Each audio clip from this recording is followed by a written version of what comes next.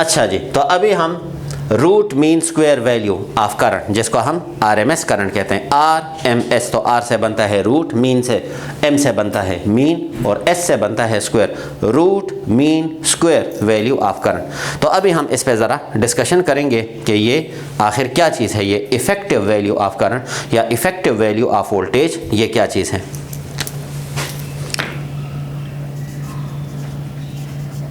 As we know that the instantaneous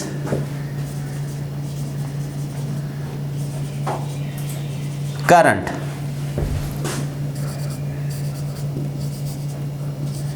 which AC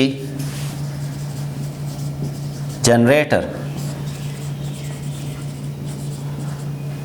produces can be determined by the following equation। तो AC generator जो instantaneous current बना रहा है उसका magnitude लम्हा बलम्हा अगर हम मालूम करना चाहें तो वो इस फार्मूला के बेसिस पे हम मालूम कर सकते हैं। मैंने इस फार्मूला का इंट्रोडक्शन आप लोगों को बता दिया कि ये है हमारे पास इंस्टेंटेनियस करंट, ये पीक वैल्यू ऑफ करंट जो कि कांस्टेंट रहती है, ये है एंगुलर स्पीड जो जनरेटर के अंदर कॉइल है उसकी एंगुलर वेलोसिटी, एंगुलर स्पीड, और ये है वो लम्हा बलम्हा टाइम की वैल्यू। इस इक्वेशन 1 के बेसिस पे अगर हम ग्राफ बनाएं तो ग्राफ मैं अभी वहाँ पे शो करूँगा, वो ग्राफ इस तरह से नज़र आएगा।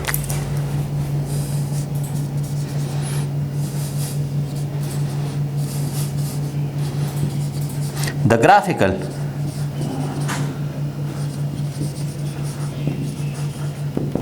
representation of instantaneous current versus time is shown in figure 1। यहाँ पे मैं अब एक फिगर 1 बनाऊंगा और उसमें मैं इसकी जो ग्राफिकल रिप्रेजेंटेशन है उस ग्राफिकल रिप्रेजेंटेशन को शो करूँगा। वर्टिकल एक्सिस पे मैं शो कर रहा हूँ इंस्टेंटेनियस वोल्टेज को और हॉरिजॉन्टल एक्सिस पे मैं शो कर रहा हूँ टाइम को। ये हॉरिजॉन्टल एक्सिस पे मैं शो कर रहा हूँ टाइम को, वर्टिकल एक्सिस पे मैंने वोल्टेज को शो किया और हॉरिजॉन्टल एक्सिस पे मैं शो कर रहा हूँ टाइम को। तो इस इक्वेशन 1 का जो ग्राफ हम बनाएंगे वो ग्राफ हमारे पास इस तरह से बनेगा, वो ग्राफ हमारे पास इस तरह से बनेगा, ये इस तरह से। यहाँ पे वैल्यू है 0, ये देखें, यहाँ पे भी वैल्यू 0, यहाँ पे भी वैल्यू 0, यहाँ पे भी वैल्यू 0, ये जीरोस हैं। और यहाँ पे इन अपर पीक्स या इस तरह की ये जो लोअर पीक्स हैं तो यहाँ पे वैल्यू है प्लस Imax और यहाँ पे वैल्यूज़ हैं माइनस Imax। तो वर्टिकल एक्सिस पे हमने यहाँ पे करंट को रिप्रेजेंट किया हुआ है, ये इंस्टेंटेनियस करंट, वर्टिकल एक्सिस पे हमने इंस्टेंटेनियस करंट को शो किया हुआ है। तो इस फार्मूला के बेसिस पे ये है हमारे पास Imax, ये तमाम, और ये तमाम वैल्यूज़ जो लोअर पीक्स पे हमारे पास हैं तो ये है हमारे पास Vmax की वैल्यू, और इन पॉइंट्स पे इंस्टेंटेनियस करंट की वैल्यूज़ जो हैं वो 0 के बराबर। ये पीक वैल्यू ऑफ करंट और ये बाकी जो इस टाइम एक्सिस पे हैं तो वो हमारे पास 0 हैं। अब जिस तरह मैंने इंट्रोडक्शन में आप लोगों से कहा कि शुरू में ये करंट जो हम इनपुट कर रहे हैं या जनरेटर जो डायरेक्ट हमारे पास करंट को प्रोड्यूस करता है, तो शुरू में साइंटिस्ट का ये ख्याल था कि शायद इस डिवाइस को एवरेज करंट जो है वो मिल रहा है, मीन करंट इसको मिल रहा है, एवरेज करंट इसको मिल रहा है। तो उसने जब इस ग्राफ से एवरेज वैल्यू करंट की मालूम की तो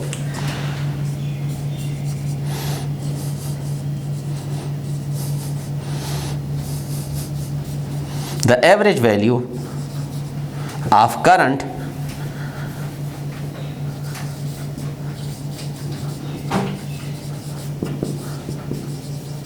फ्रॉम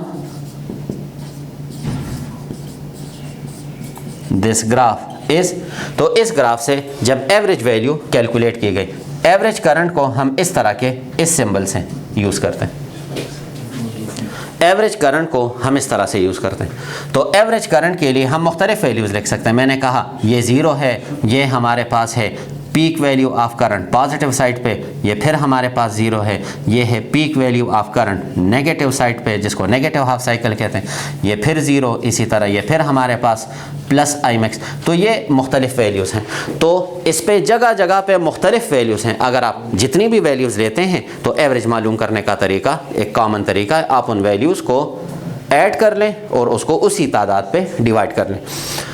तो फॉर एग्ज़ाम्पल मैं यहाँ पे एक वैल्यू ये कंसिडर कर रहा हूँ, एक वैल्यू ये कंसिडर कर रहा हूँ, एक वैल्यू ये कंसिडर कर रहा हूँ और एक वैल्यू इस साइकिल में मैं ये कंसिडर कर रहा हूँ। तो एक वैल्यू हमारे पास है आई मैक्स की,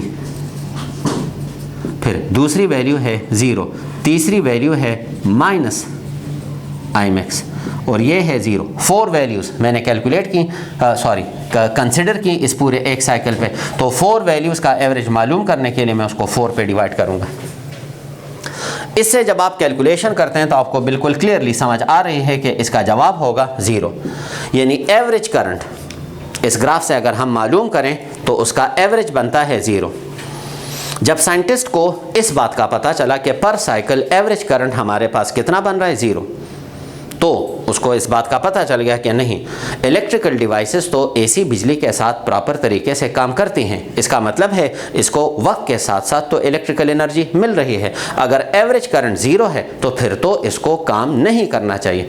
इसलिए साइंटिस्ट ने अपना जो तरीक़ाकार है सोचने का वो चेंज कर दिया, वो एनर्जी की साइड पे चला गया। क्योंकि फॉर एग्जांपल अगर हम इस रॉड की, इस बल्ब की एनर्जी सेवर की बात करें तो इसको तो एसी बिजली इस वक्त मिल रही है और ये काम कर रहा है, ये बाकायदा रोशनी प्रोड्यूस कर रहा है, यानी वक्त के साथ साथ इसको इलेक्ट्रिकल एनर्जी मिल रही है और उसी इलेक्ट्रिकल एनर्जी को ये लाइट एनर्जी में कन्वर्ट कर रहा है। तो साइंटिस्ट ने एनर्जी का कॉन्सेप्ट यूज़ किया कि नहीं, इसको तो एनर्जी मिल रही है, तो वक्त के साथ साथ एनर्जी के कॉन्सेप्ट को हम कहते हैं पावर। तो साइंटिस्ट ने इलेक्ट्रिक पावर का कॉन्सेप्ट यूज़ किया और उसके हवाले से फिर उसने कैलकुलेशन की। क्योंकि इसको तो अगर हम कहते हैं कि एवरेज करंट ज़ीरो है तो फिर तो इसको काम नहीं करना चाहिए, लेकिन ये तो फिर भी काम कर रहा है।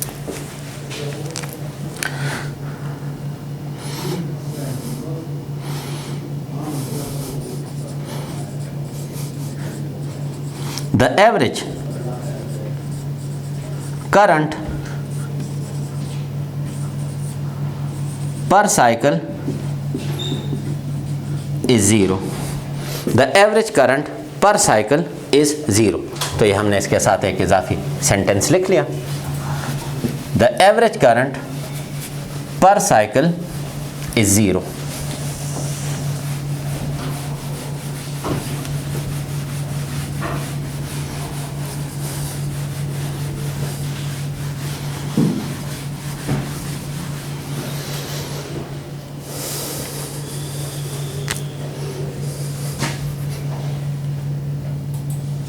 Here,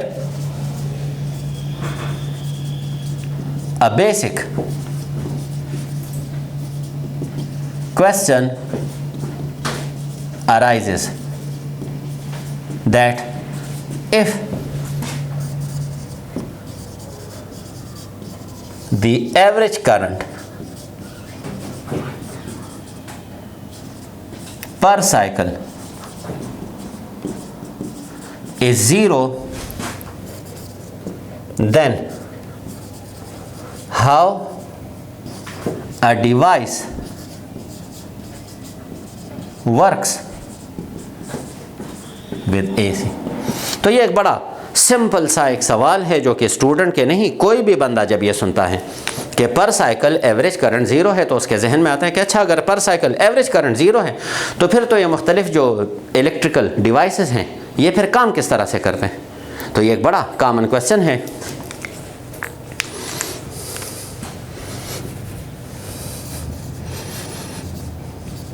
In real practice is the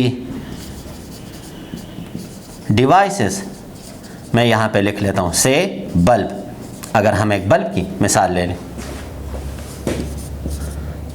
receives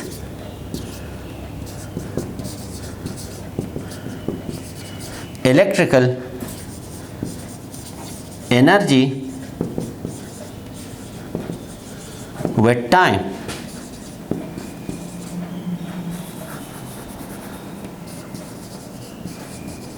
to perform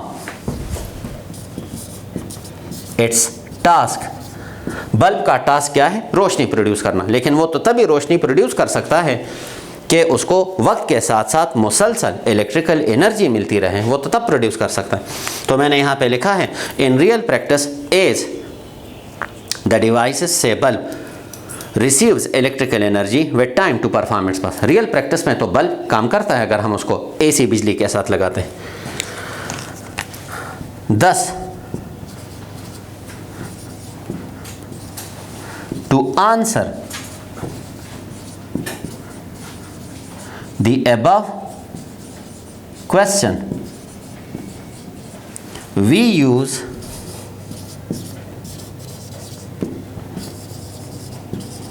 the concept of electric power। Electric power basically क्या होता है? जूल पर सेकेंड।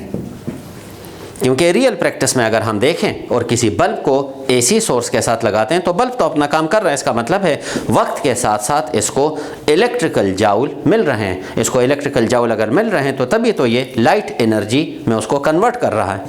तो इसलिए हम क्या यूज़ करते हैं? हम यूज़ करते हैं इलेक्ट्रिक पावर का कॉन्सेप्ट। अच्छा जी, पावर के, इलेक्ट्रिकल पावर के मुख्तलिफ फार्मूले वो मैं आप लोगों को ऑलरेडी बता चुका हूँ। तो इलेक्ट्रिकल पावर का एक फार्मूला हमारे पास ये है I²R। इलेक्ट्रिक पावर का एक फार्मूला हमारे पास ये है I²R। यहाँ पे ये जो I² है इसको हम कहते हैं स्क्वेयर्ड वैल्यू ऑफ करंट। ये जो I² आपको यहाँ पे नज़र आ रहा है इसको हम कहते हैं स्क्वेयर्ड करंट, इसे हम कहते हैं स्क्वेयर्ड करंट। और ये I² जो है ये अब हम यहाँ पे इस ग्राफ में शो भी करेंगे।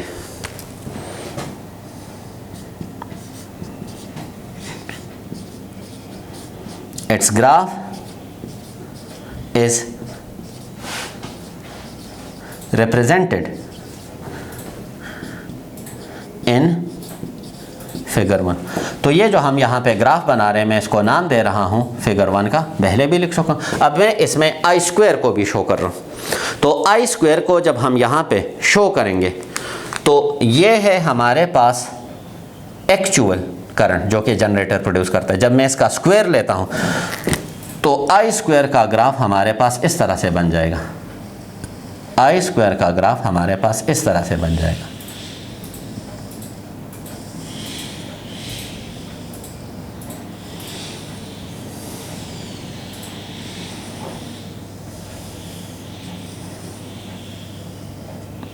ये हमारे पास ग्राफ होगा I² का ग्राफ। अगर ये Imax है तो इसकी जो पीक वैल्यू होगी वो Imax² होगी। स्टूडेंट यहाँ पे एक कॉमन सवाल करते हैं कि पॉजिटिव हाफ साइकिल का जब हमने स्क्वायर लिया तो वो तो यहाँ पे बना, तो नेगेटिव हाफ साइकिल का जब हम स्क्वायर लेते हैं तो वो तो इधर बनना चाहिए। तो नहीं, इधर इसलिए नहीं बनेगा क्योंकि हम जब नेगेटिव वैल्यूज़ का स्क्वायर लेते हैं तो वो वैल्यूज़ क्या हो जाती हैं? वो भी पॉजिटिव बन जाती हैं। तो ठीक है, यहाँ पे जो करंट की जितनी भी वैल्यूज़ हैं वो अपोजिट डायरेक्शन वाली है, उसके साथ नेगेटिव साइन हम लिखते हैं। लेकिन हम जब इसका स्क्वायर लेते हैं तो वो वैल्यूज़ भी पॉजिटिव साइड पर फिर उनका ग्राफ बनता है। तो -Imax का जब हम स्क्वायर लेते हैं तो वो भी बन जाएगा Imax²। इसी तरह ये जो पीक वैल्यूज़ हैं ये इस वक्त सब की सब क्या होंगी? ये Imax² की वैल्यूज़ हैं। बाकी यहाँ पे जो वैल्यूज़ हैं तो इस्लम है हमारे पास, इवन ये स्क्वायर्ड करंट भी इस्लम है क्या है? वो 0 के बराबर है। तो हमने I² जिसको हम कहते हैं स्क्वायर्ड करंट, तो उसको भी ग्राफ में शो कर दिया कि ये I² जो हमारे पास है वो ग्राफ में किस तरह से नज़र आएगा। तो उसकी ग्राफ लाइन भी अब आपके पास आ गई है।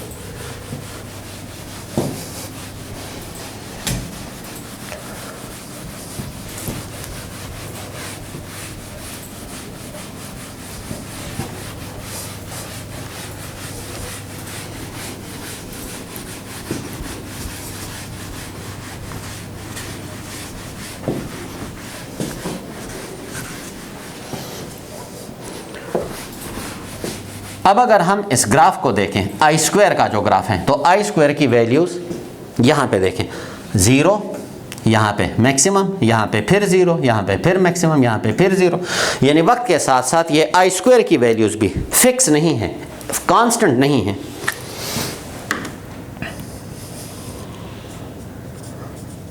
From the I square versus time graph we can observe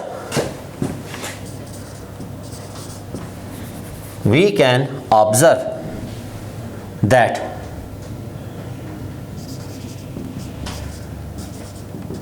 with time the values of I square are different, मुख्तलिफ है,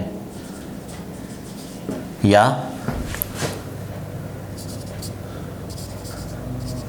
चेंजेस आर डिफरेंट या आर चेंजिंग, डिफरेंट है या आर चेंजिंग, वैल्यूज साथ साथ चेंज हो रही। तो जब वैल्यूज साथ साथ चेंज हो रही हैं तो इसका मतलब है कि वक्त के साथ साथ जो उसको पावर मिलेगा तो वो पावर की वैल्यू भी वेरिएबल होगी।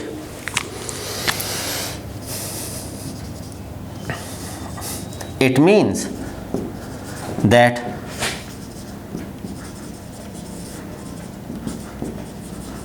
the magnitude of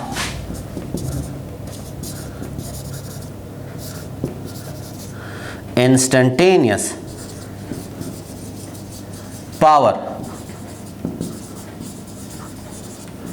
will also be changing. Power की वैल्यू भी साथ साथ फिर चेंज हो रही होगी, क्योंकि आई स्क्वायर की वैल्यूज़ अगर चेंज हो रही तो पावर की वैल्यूज़ भी चेंज हो रही होंगी। सो देयरफॉर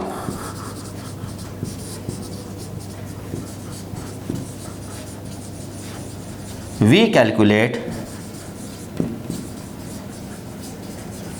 द एवरेज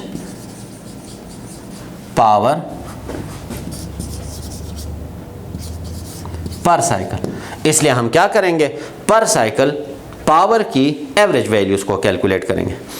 अब पर साइकिल जब हम पावर की एवरेज वैल्यूज़ को कैलकुलेट करेंगे तो हम फार्मूला इस तरह से लिखेंगे कि एवरेज पावर, तो हम रेजिस्टेंस का एवरेज नहीं लेंगे क्योंकि रेजिस्टेंस तो चेंज नहीं हो रहा, वक्त के साथ साथ आई स्क्वायर की वैल्यू चेंज हो रही, तो आई स्क्वायर की वैल्यूज़ वक्त के साथ साथ चेंज हो रही, इसलिए मैं इस तरह से लिखूँगा। ये बन जाएगा इक्वेशन 4। तो हम पर साइकिल अगर एवरेज पावर कैलकुलेट करेंगे तो वो इस तरह से हो जाएगा। आई स्क्वायर को हमने कहा स्क्वायर्ड करंट, अब मैं उसका एवरेज ले रहा हूँ तो अब हम इसको कहेंगे मीन स्क्वायर करंट। यहाँ पे जो आपको ये नज़र आ रहा है आई स्क्वायर और फिर ये हम उसका एवरेज ले रहे हैं, तो इसको अब हम कहते हैं मीन स्क्वायर करंट। हम इसको कहते हैं mean square current. Mean square current को मालूम करने के लिए आई स्क्वायर की जो ग्राफ लाइन है वो ग्राफ लाइन मैं कैलकुलेट करूँगा, उससे मैं इसकी मीन वैल्यू मालूम करूँगा। So from the graph mean square value of current, तो मैं एक वैल्यू इसको एक्सेप्ट करता हूँ, एक वैल्यू ये एक्सेप्ट करता हूँ, एक वैल्यू ये और एक वैल्यू ये, मैं ये 4 वैल्यूज़ यहाँ से ले रहा हूँ। तो 4 वैल्यूज़ का एवरेज हम किस तरह मालूम करते हैं, इनको ऐड करके 4 पे डिवाइड कर लेंगे। दूसरी वैल्यू है 0, तीसरी वैल्यू फिर हमारे पास आई मैक्स और फोर्थ वैल्यू फिर हमारे पास 0। तो हम इसका एवरेज कैलकुलेट कर रहे हैं। यहाँ से जब हम इसका एवरेज कैलकुलेट करेंगे तो इसका आंसर हमारे पास आ जाएगा 1/2 आई मैक्स स्क्वायर, इक्वेशन 5। तो हमारे पास mean value of squared current वो हमारे पास मिल गई 1/2 आई मैक्स स्क्वायर। ये वैल्यू उठा के हम यहाँ पे पुट करते हैं इक्वेशन 4 में। तो मैं लिखता हूँ पुट इक्वेशन 5 इन इक्वेशन 4।